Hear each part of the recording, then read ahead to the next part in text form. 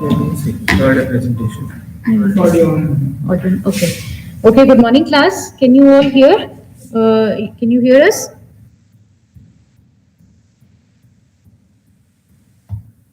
Class, can you hear us? Okay. Good morning. Presentation. इसमें से वो slide चली गई.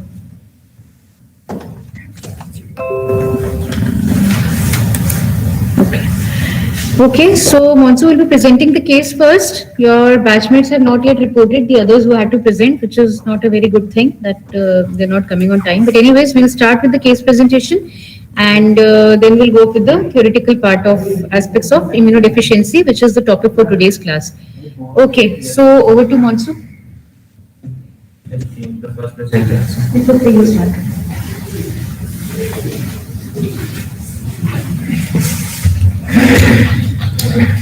Good morning, everyone. I'm going to do a case presentation. The name of the patient is Devendra, 2-year-old male child, resident of Pali. The informant was her mother, which was reliable and consistent. Chief complaints were loose stools since 10 days. History of presenting illness. History of loose stools. Frequency was 7 to 8 times in a day. Watery in consistency. No food particles were present. Yellow in color. No blood or mucus present in stools. It was associated with fatigability and weight loss. Patient was apparently asymptomatic 1 year back. Then he developed fever 1 year back, which was undocumented, without chills and rigors, and associated with reddish lesions all over body. At that time, he was diagnosed with pneumonia, which got resolved after 5 to 6 days of hospital admission. 8 months back, he developed loose stools, which got resolved after 10 to 15 days of medication. The loose stools were associated with decreased activity of the child and weight loss at that time, which was noticed by mother by loosening of clothes, and child has not been gaining weight since then. Negative history. There is no history of vomiting, jaundice, constipation, crying micturition, hematuria, seizures, tuberculosis, rashes, skin infection, ear discharge, sweating during feeding, bluish discoloration, and oily stools. Past history. There is history of blood transfusion, a total of 3 episodes. The first was 1 year back, second was 8 months back, and the third was 5 to 6 days back, in which the child was given fresh frozen plasma. There is no history of any surgical intervention.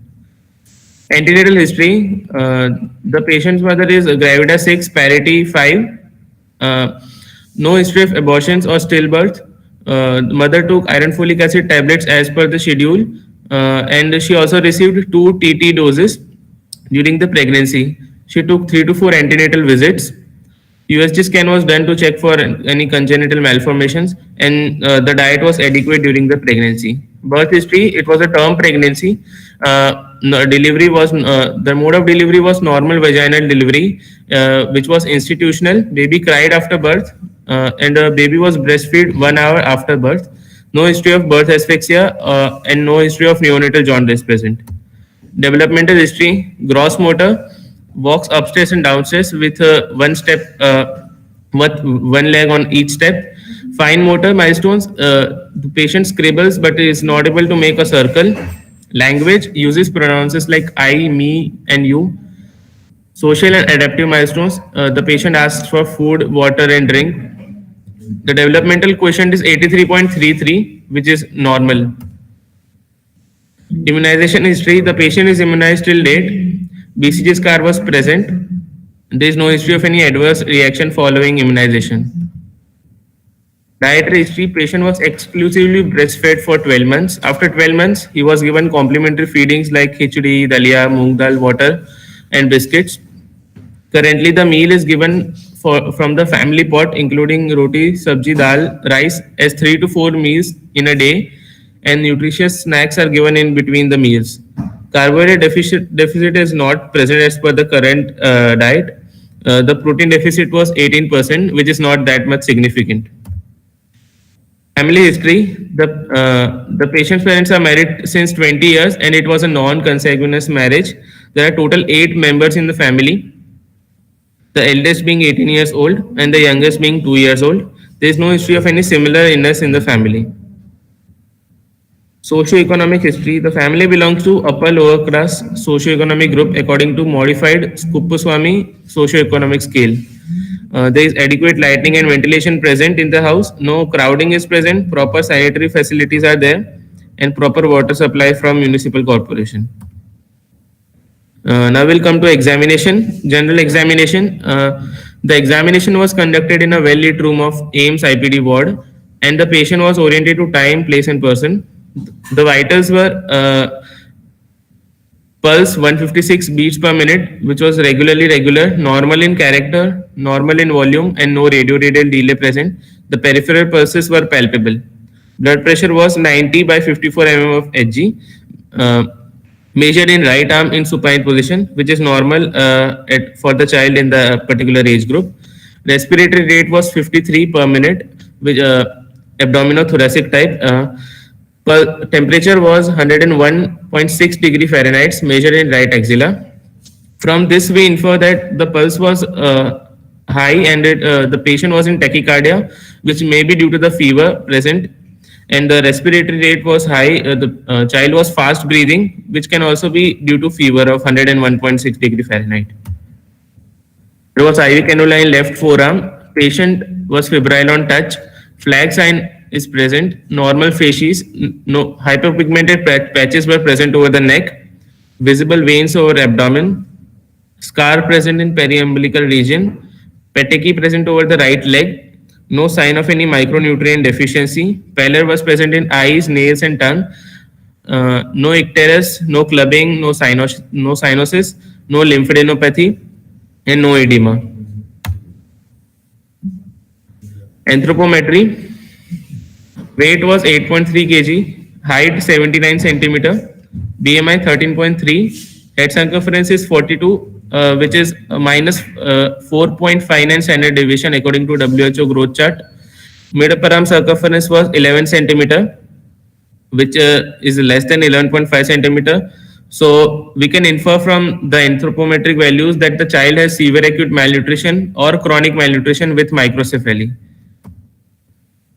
Abdominal examination.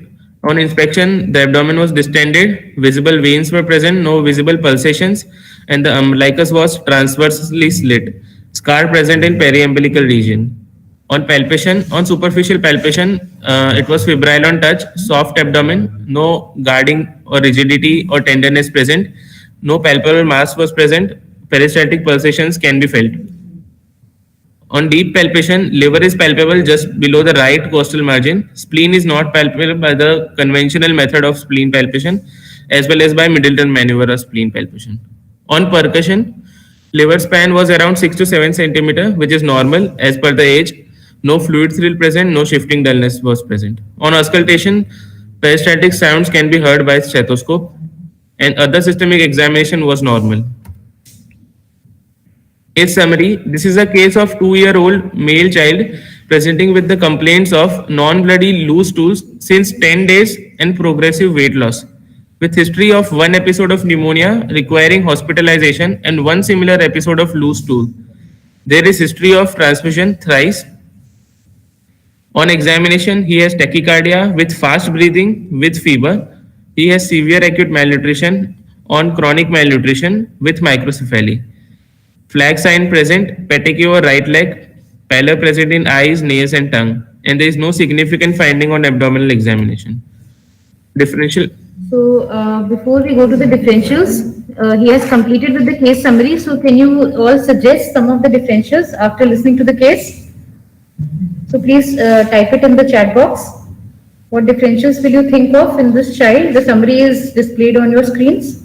A 2-year-old child with non-bloody diarrhea, recurrent episodes of infection in the form of pneumonia and loose stools, history of transfusion. On examination, he is febrile and has got some petechiae over the legs and pallor, and otherwise abdominal examination is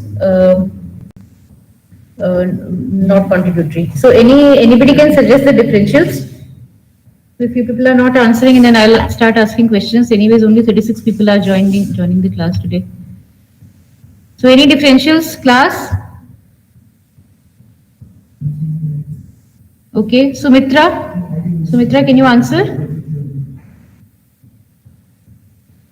Premlata. So if you're not answering, I'll keep marking you guys absent. This is not done. Hariom. Anuradha. You will can't think of even a single differential? Okay, Anuradha has answered. Celiac disease could be a possibility. Okay, very good. So what are the points in favor of celiac and what are the points against, Anuradha? You can turn on your mic and answer.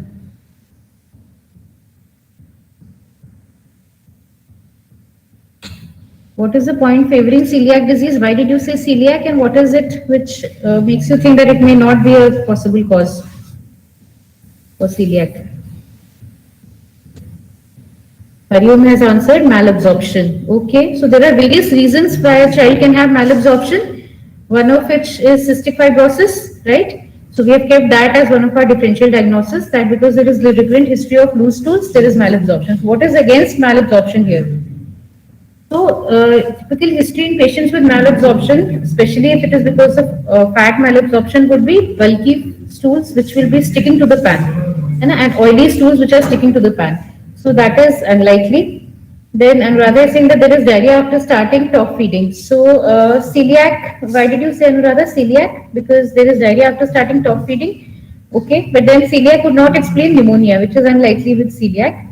And otherwise, yes, the child is having anemia also, which can be seen with celiac. There is failure to thrive, which can be present with celiac. So celiac will be one differential, malabsorption would be other. What else? Maya has answered immunodeficiency. So Maya, can you say why you are thinking in terms of immunodeficiency? What is in favor of immunodeficiency and what is against it? So obviously, point in favor is that there are recurrent episodes of infection. So there is recurrent episode of diarrhea. There is also history of pneumonia. The child could be malnourished because of that per se. So anything which is against immunodeficiency here. What are the other points in history which he had mentioned, which would rule out significant immunodeficiency? So there is no history of recurrent skin infections. There is no history of deep-seated abscesses which require intervention. There is no history of life-threatening infections here, right? We don't know how severe that infection, that episode of pneumonia was, but it doesn't look like it was a life-threatening episode because otherwise the parents would have said that. So once we go ahead with the discussion of the presentation of your other batchmates, you will get to know what are the points which suggest immunodeficiency in such cases. Okay, so I think Monsu will continue his presentation and tell you what all other points you need to see. So let us see what differentials he has thought of. The first differential diagnosis would be severe acute malnutrition on chronic malnutrition as a result of recurrent infection. The points in favor of this differential is the mid-upper arm circumference is less than 11.5 centimeters, which is one of the WHO criteria to define severe acute malnutrition. The second point is signs of malnutrition are present, such as flag sign. There is also a history of weight loss, progressive weight loss. The points in against of this differential will be there is no history of poor feeding, there is no history of developmental delay, and there is no history of low birth weight. The second differential will be any hematological disorder. The points in favor of this differential are history of blood transfusion, which is 3 times, presence of petechiae over leg, there is presence of B symptoms like fever, weight loss, and there is also pallor in eyes, nails, and tongue. The points in against are no palpable lymph nodes, no history of spontaneous bleeding, no hepatosplenomegaly, and there is long-standing history, which is not in case of any hematological disorder. The third differential would be any primary immunodeficiency disorder.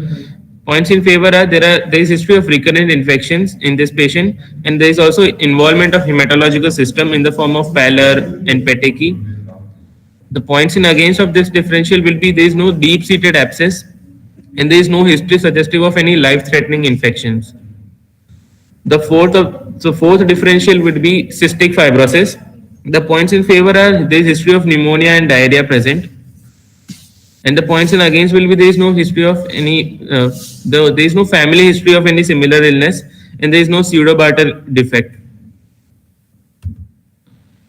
The provisional diagnosis for this case would be severe acute malnutrition on chronic malnutrition with microcephaly, with anemia, and rule out for any immunodeficiency disorder. So class, is there anything that you people want to add here? Any differential that we missed? We missed celiac, okay, so that would be added. And immunodeficiency we've already started. Celiac and cystic fibrosis both are causes of malabsorption syndrome, so we can take that as a differential. Anything else which you people would like to add? Okay, probably not. Okay, thank you, Monsu. So we will go to the other presentations now. I think you guys have to wait for 5 minutes because your batchmates ended up slightly late for the class. So they are just getting the presentation ready on the desktop. So just we'll start within 5 minutes, okay?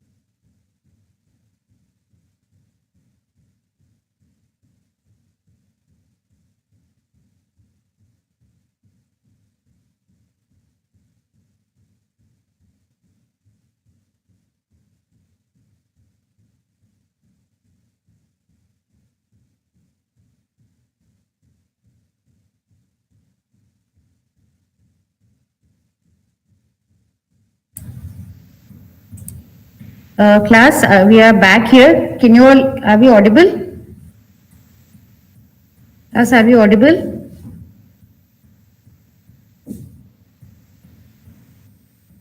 Yes, okay. So now we are starting with the theory aspects of immunodeficiency. Okay, so we'll start. Okay, so good morning everyone. Today I'm going to be presenting the topic of immunity and its various types. So basically immunity is referred to the resistance exhibited. Okay. Can you call that person from the other room?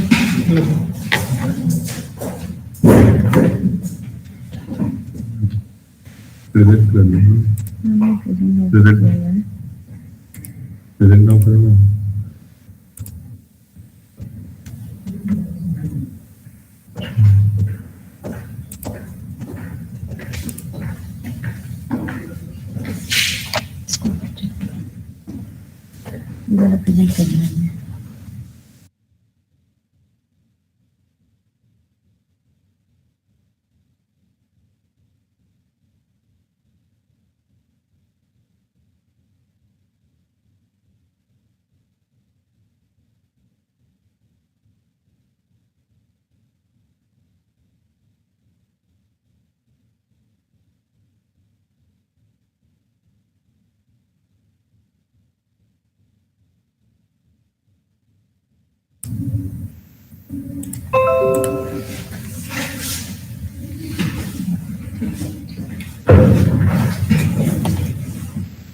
Is the microphone on? Okay. Good morning everyone. Today I'm going to be presenting the topic of immunity and its various types. So basically immunity is referred to the resistance exhibited by the host organisms towards injury caused by microorganisms and their products. It is basically of two types, innate immunity and acquired immunity. And the innate immunity is of non-specific and specific types, and the acquired immunity is of active and passive types. So this is basically the diagram from Robbins, which is detailing the various components of innate and adaptive immunity, the cellular components and the barriers. So basically innate immunity has micro epithelial barriers, phagocytes, complement and natural killer cells, and the adaptive immunity has B lymphocytes, T lymphocytes, antibodies, and there are various components.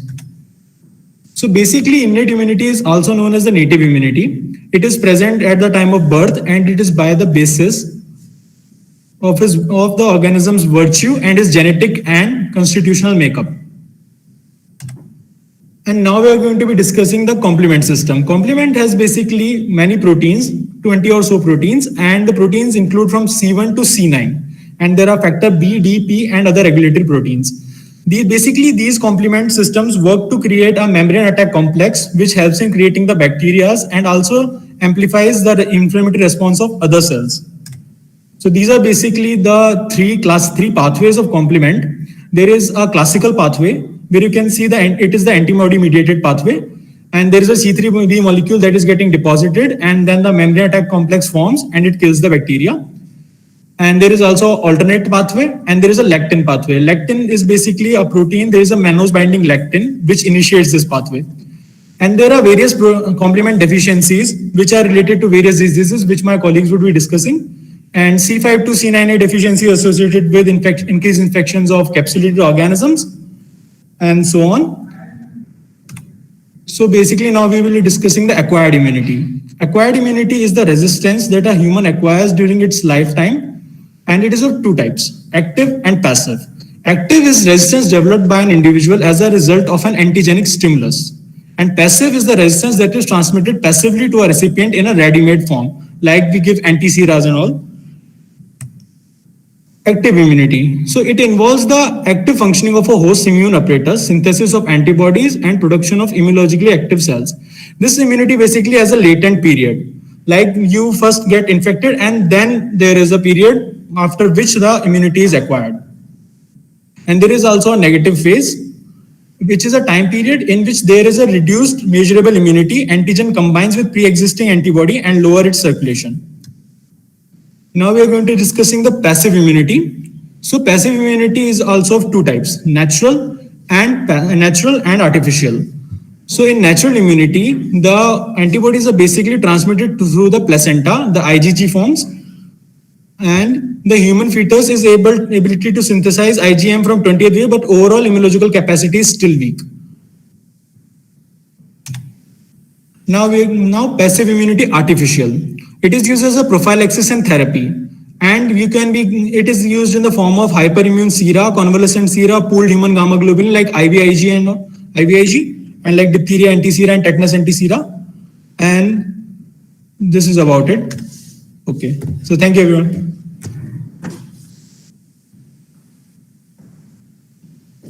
That's the reason.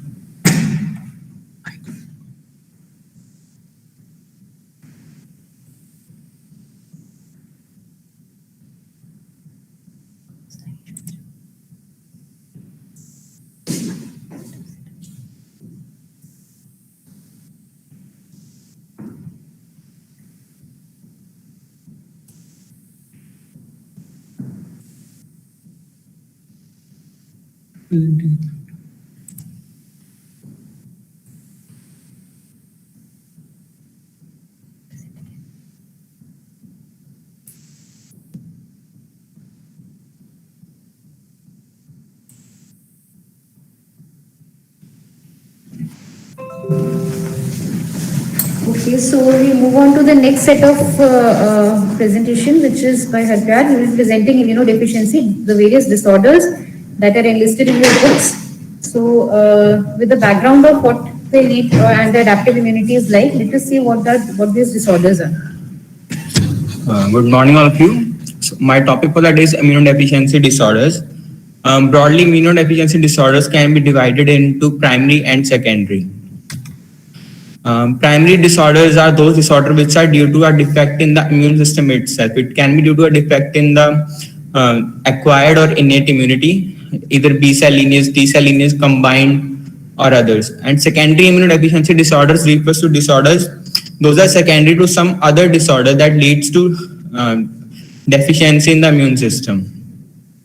The various causes of secondary immunodeficiency disorders are the most common being AIDS. We have drugs, steroids, azathioprine, etc. Severe malnutrition can lead to secondary immunodeficiency, nephrotic syndrome, lymphoreticular malignancies, and chronic infections and severe burns. Now, primary immunodeficiency disorders can be divided into specific and non-specific on the basis of whether they affect a specific lineage of the immune system or they just affect the immunity over in a non-specific way. The specific disorders can further be divided into T cell related, B cell related, combined and complement related. Starting with B cell disorders, first we have Brunton's A gamma globulinemia. In this disorder, basically, there is a defect in Bruton tyrosine kinase enzyme that leads to failure of maturation of the B cells.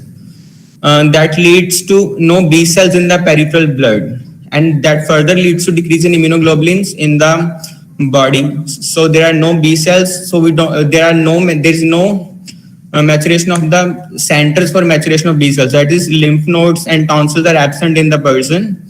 And this is an X-linked disorder. So basically, it's more common in boys. Other disorder that we have among B cells is selective IgA deficiency. Among secondary, we have seen that AIDS is the most common cause of secondary immunodeficiency. Among primary, selective IgA deficiency is the most common cause. Basically, we know IgA confers the mucosal immunity to the person in GI tract and respiratory tract. So the persons with IgA deficiency have increased incidence of airway and GI infections. And there is decrease in IgA levels in the body with increased susceptibility to GI infection like giardiasis. Another among B cell is common variable immunodeficiency. In this disease, there is a defect in B cell differentiation with unknown causes, and this disease particularly presents in puberty rather than in childhood or infancy. Now for T cell disorders, first we have DiGeorge syndrome. In DiGeorge syndrome, there is a defect in chromosome number 22, and that leads to defect in third and fourth pharyngeal pouches. We know the third pharyngeal pouch gives rise to thymus and inferior parathyroid glands, and fourth gives rise to ultimobranchial bodies and superior parathyroid. So there is maldevelopment of the thymus and parathyroid glands. Maldevelopment of thymus leads to defect in T cells because that is the maturation center for T cells. That leads to T cell deficiency in the person with associated features like neonatal tetany because there are no parathyroids. So there is lack of calcium, hypocalcemia that leads to tetany. Therapy for the DJO syndrome includes thymic transplants. The facial features of children with DJO syndrome, there can be cleft palate, anti-mongoloid eyes, like the slant is upwards. Short philtrum, micrognathia, and short palpebral fissures. Another among T cell disorders is autosomal dominant hyper IgE syndrome, Job syndrome. We know there are 3 lineages to the T cells. We have Th1, Th2, and Th17. In this disorder, basically Th17 lineage is affected due to mutation of STAT3 gene that leads to impaired recruitment of neutrophils to the site of infection. So that leads to cold. There is no inflammation at the site of the infection, that leading to cold staphylococcus abscesses with associated features like coarse facies, dermatological problems, and bone fractures. Now there are disorders with combined B and T cell deficiencies. The first one being SCID, severe combined immunodeficiency, popularly known as the bubble boy disease. The defects in SCID, there are various defects that can occur in SCID. The most common being interleukin-2 gamma defect, that is X-linked recessive. This has various inheritance patterns depending on the gene affected, and it affects both the lineages B and T. Other defects include adenosine deaminase deficiency, JAK3 mutations, and other associated syndromes. And among the combined, we have ataxia telangiectasias. Ataxia means to the imbalance of the body, and telangiectasias are basically angioma kind of a picture, dilated capillaries. So there is the defect in ATM gene that leads to failure to detect DNA damage. Our body continuously have DNA damage due to various external environmental stimulus like UV rays and all, and our body has an inbuilt mechanism to repair that. Failure to do so leads to disorders like ataxia telangiectasias. There is failure to halt the progression of cell cycle, leading to accumulation of mutations that can lead to various manifestations, including we have ataxia, spider angiomas, and specifically IgA deficiency. So, characteristic of ataxia telangiectasia is cerebellar atrophy on MRI of the brain. Another is Vasquez-Aldrich syndrome. What happens in Vasquez-Aldrich syndrome is there is failure of reorganization of the actin cytoskeleton. We know for the migration of the cells like platelets or phagosomes, they need to realign their actin cytoskeleton so they can move from one place to another to come for the various steps of the migration, including chemotaxis and adhesion, etc. So the failure to do so leads to Vasquez-Aldrich syndrome. Like we are studying the immunodeficiency disorders, in this characteristically there is involvement of platelets as well, leading to thrombocytopenia with recurrent infections due to deficiency, and there is increased risk of autoimmune diseases and malignancies. And characteristically, we have small platelets that are found in the peripheral blood in this disorder. So we have discussed B cell, T cell combined, and at last we have complement pathway related disorders. And they can be due to the complement proteins themselves or the proteins regulating the complement pathway. For complement protein deficiencies, we have early complement deficiencies and late complement deficiencies. Early complement deficiencies leads to increased risk of disorders like SLE and recurrent pyogenic respiratory tract infections, while terminal deficiencies that leads to failure to form the membrane attack complex leads to increased susceptibility to recurrent capsulated organisms like Neisseria bacteremia, etc. For the regulatory proteins, deficiency of C1 esterase inhibitor leads to a condition known as hereditary angioedema, which is characterized by decreased C4 levels. Important point is drugs like ACE inhibitors, which are extensively used in hypertensive patients, are contraindicated in this condition because of the increased bradykinin levels in this disorder. Another among acquired intracorpuscular cause of hematopoietic anemia is PNH. That is also due to a complement-related disorder due to a mutation in PIGA gene. So we have completed the specific disorders. Now for non-specific disorders, we have disorders that neither affects entirely B cell or T cell or complements, but due to some defect in the cytoskeleton or something leads to decrease in immunity of the person. Like we have leukocyte adhesion deficiency.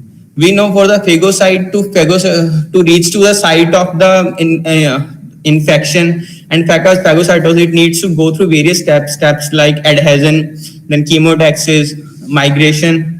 For those, it needs proteins like selectins and integrins that are defective in LFA1 integrin, that is CD18 protein on phagocytes, leads to leukocyte adhesion deficiency. Means there are neutrophils in the blood, but they cannot reach to the site of the infection. It is typically characterized by late separation of the umbilical cord. There is no absence at the site of the infection because the neutrophils cannot reach at the site of the infection, although they are present in the blood. And of course, the neutrophils hence are dysfunctional. That leads to recurrent skin and mucosal bacterial infections. This Chediak Higashi syndrome due to defect in LYST gene, similar to the like in the previous disorder, leukocyte adhesion deficiency, we had defect in a membrane protein of the cell. Here we had defect in microtubule dysfunction that impairs the mobility of the phagosomes, leading to recurrent infections again with associated features like progressive neurodegeneration, albinism, and peripheral neuropathies. And characteristically on peripheral film, we have giant granules in granulocytes and in platelets. So another we have is chronic granulomatous disease. What happens is our body has when the organism is phagocytosed by the phagosomes, our body has mechanisms to kill those bacteria using superoxides and hypochlorites. How they are formed is basically the oxygen is converted to oxygen superradical using NADPH oxidase, then to hydrogen peroxide, hypochlorite using various enzymes as shown in the picture inside the phagolysosome. The superoxides, although they are also in excess, are harmful to our bodies in terms of they induce various types of cancers and leads to induction of various protoncogenes, but they are also in sufficient amounts important to kill those bacteria. So deficiency of NADPH oxidase leads to decrease in reactive oxygen species in the body and decreased respiratory burst in neutrophils. That leads to increased susceptibility to organisms that can basically themselves convert the oxygen species into other forms so they can escape from them. So basically it leads to increased susceptibility to catalyst positive organisms. And a test used to diagnose this disorder used nowadays is dihydrorhodamine test that is based on flow cytometry principles. The test used in the olden times, nitroblue tetrazolium dye reduction test, is obsolete nowadays. Thank you. This was very well presented, Ekar. I think this is one topic which most of you will not understand if you have not done your basic reading, but I think is tried to present it in a very concise manner. So we go to the last presentation for the day.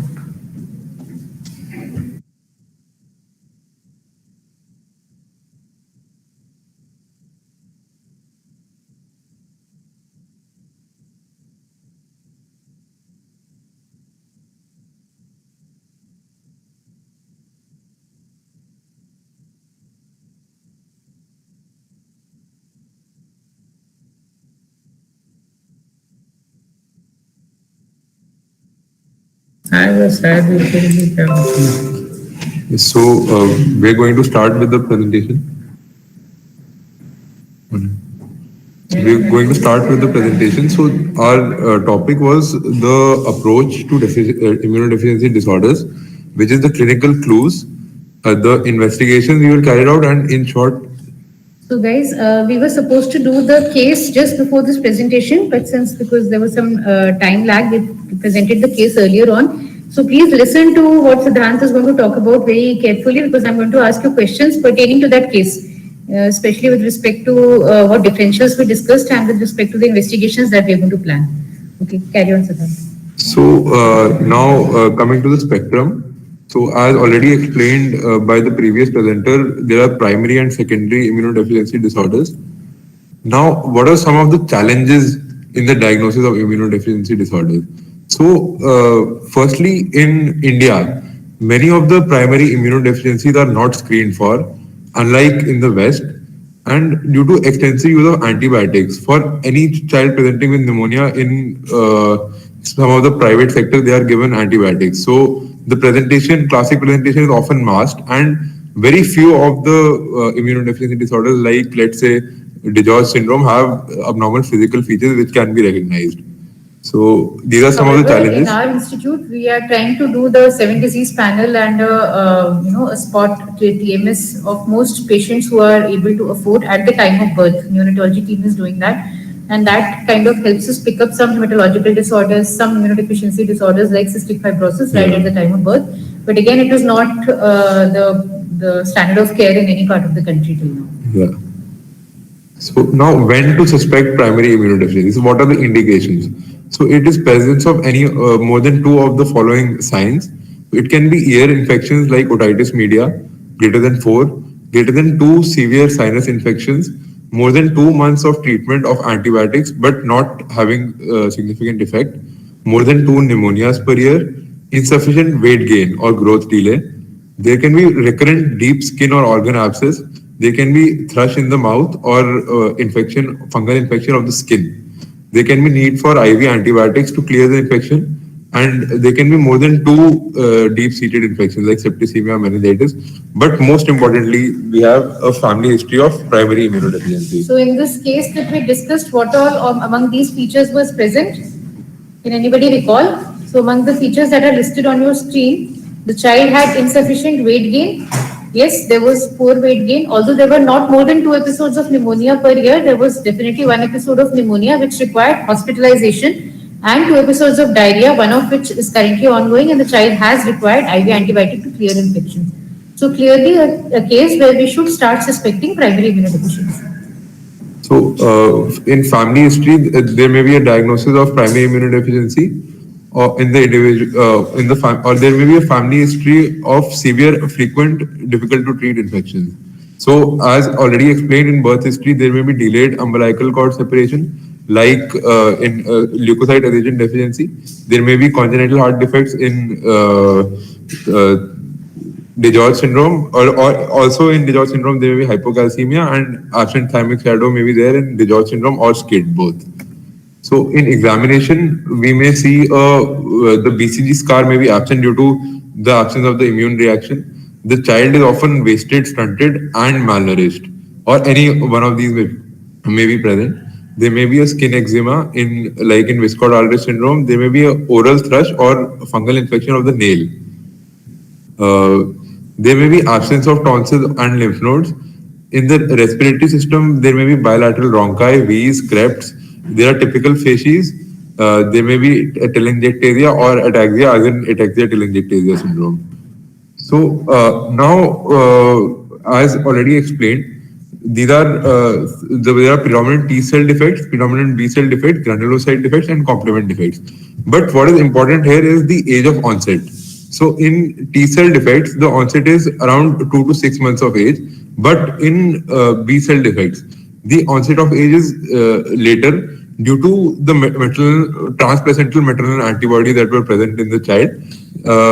They are present till often 5 to 7 months, and so the disease onset is after this 5 to 7 months of period.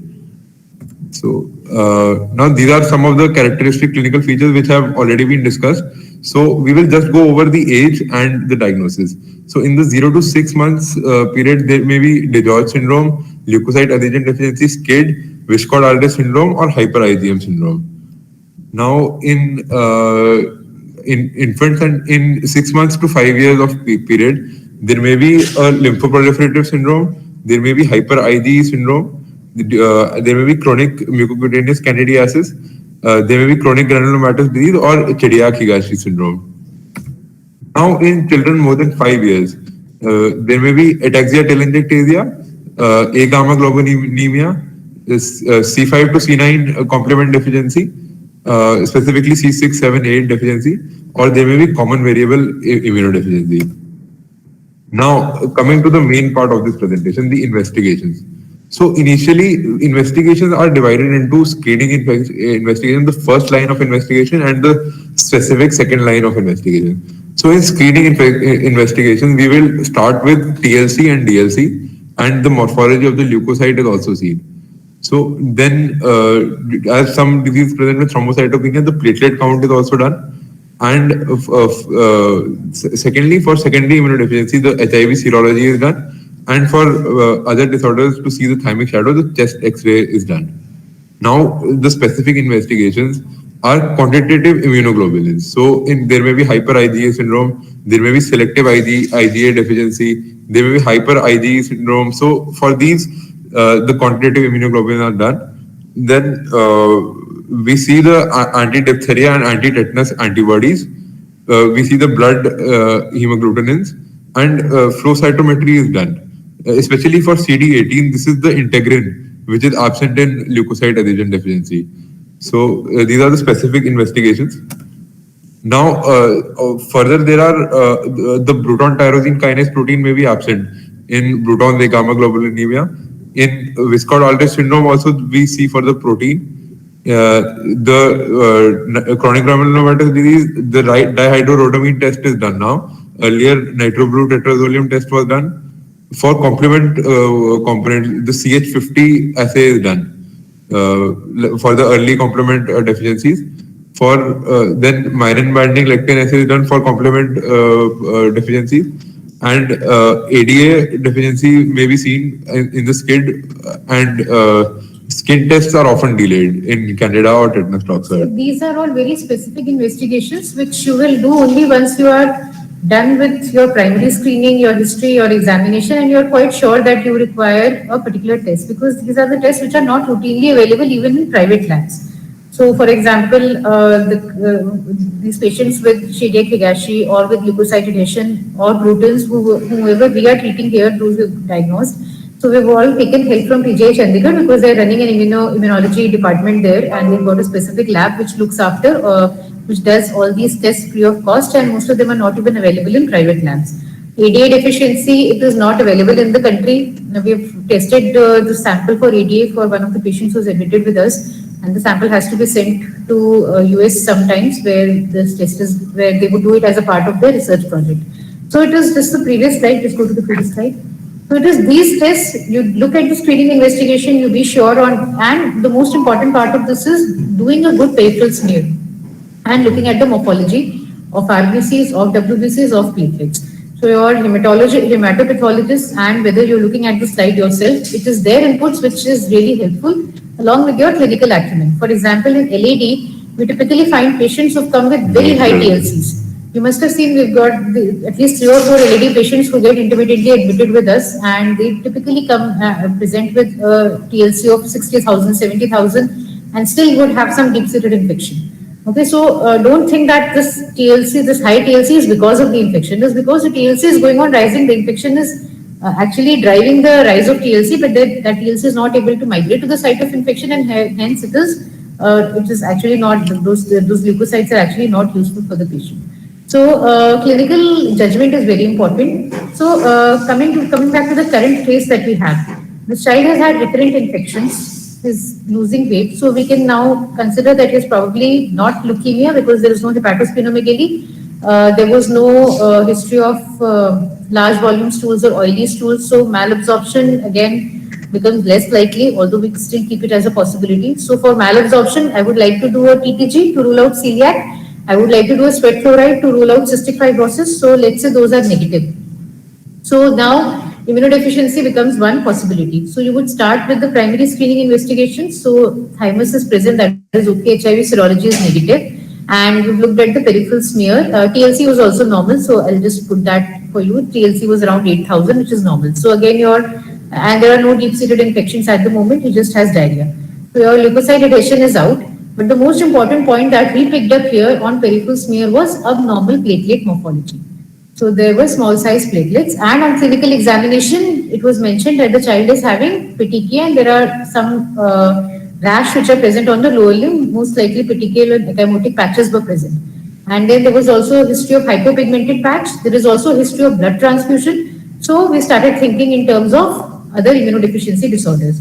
So for further proceeding with immunodeficiency disorders, we did a immunoglobulin profile to rule out all B-cell defects, and immunoglobulin profile would mean that we did a IgA, IgM, IgG and IgE level, which is available not in the hospital. In the hospital, they are only doing IgE. For the rest, we send the sample.